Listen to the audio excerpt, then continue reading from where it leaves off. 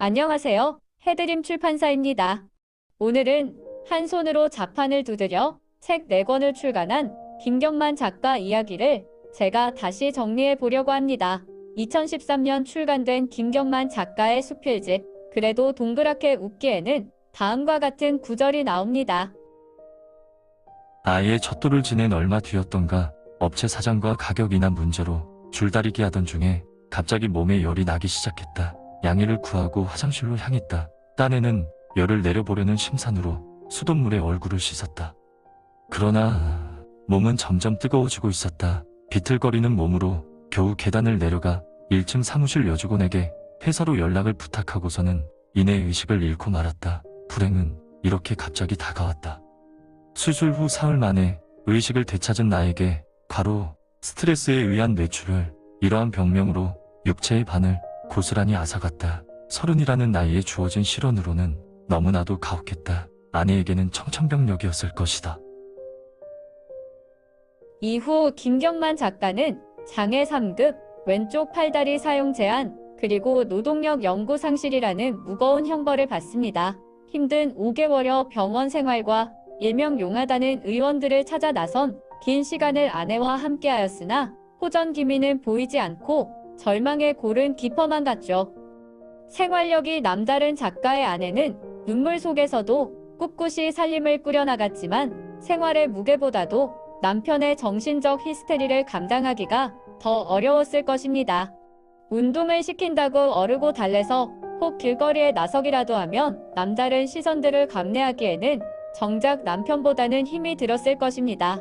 그때 작가의 아내는 겨우 27이었습니다. 그러다 김경만 작가는 심한 대인기피증과 좌절감으로 극단적 시도를 하게 됩니다. 이렇게 살 바엔 생을 끝내자, 이 생각만이 상처난 내 머리에 가득 찼다. 아파트 옥상으로 향했고 반기기라도 하듯이 문이 열려 있었다. 문을 여는 순간 강렬한 햇빛이 나를 반겼다. 찡그리며 두리번거리는데 소형 콘도라만 보일 뿐 횡한 바람만이 불고 있었다. 옥상이라는 곳이 그랬다. 반신불수 몸으로 끝자락을 올라갈 수 있는 곳이란 없었다. 바둥거리기를 10여 분이 지났을까 온몸에서 땀이 나기 시작했다. 이내 포기하는 마음이 되고 그대로 차가운 바닥에 누워 하늘을 보았다. 무척이나 맑아서 구름 한 점 없었다. 비웃기라도 하듯이.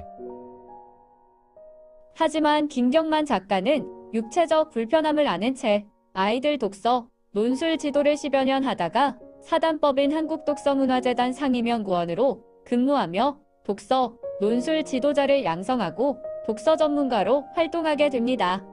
김 작가는 2021년 귀향하여 지금은 고향 거제도 언덕에 조그마한 집필실을 마련하여 글쓰기에 전념하고 있죠.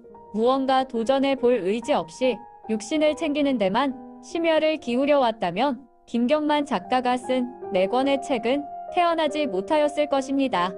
자판을 두드리는데 남들보다 불편한 몸으로 김 작가는 그동안 수필집, 그래도 동그랗게 웃기, 산문집, 전멸 등에 걸린 바람, 장편소설, 소설 거제도 등을 발표하였으니 피땀 흘리며 수천 배의 원고를 써온 셈입니다. 사랑하는 부모 형제가 세상을 떠나도 육신의 절반을 잃은 상실감은 느끼지 못할 것입니다. 그럼에도 김경만 작가에게 글 쓰는 일은 축복이었습니다. 물론 누구에게나 글 쓰는 일은 축복일 수 있습니다. 하지만 극단적 시도조차 할 만큼 상실감이 컸던 김경만 작가에게 글 쓰는 일은 자신을 추스르며 심약해진 자신을 수양해가는 과정이었을 것입니다. 글을 쓰면서 삶의 기운을 되찾았음은 물론이죠.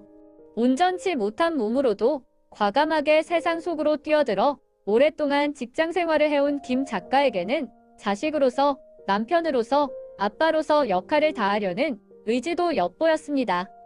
이제 세월이 흐른 만큼 김 작가에게는 여유로운 서정적 정서가 충만해 있음을 이번 산문집 그래서 나는 걷기로 하였다에서 확인할 수 있었습니다. 사물을 관조할 수 있는 일상이라면 지난 아픔은 모두 극복하였음을 의미하죠. 그의 산문 어디에도 비감은 없는 듯합니다.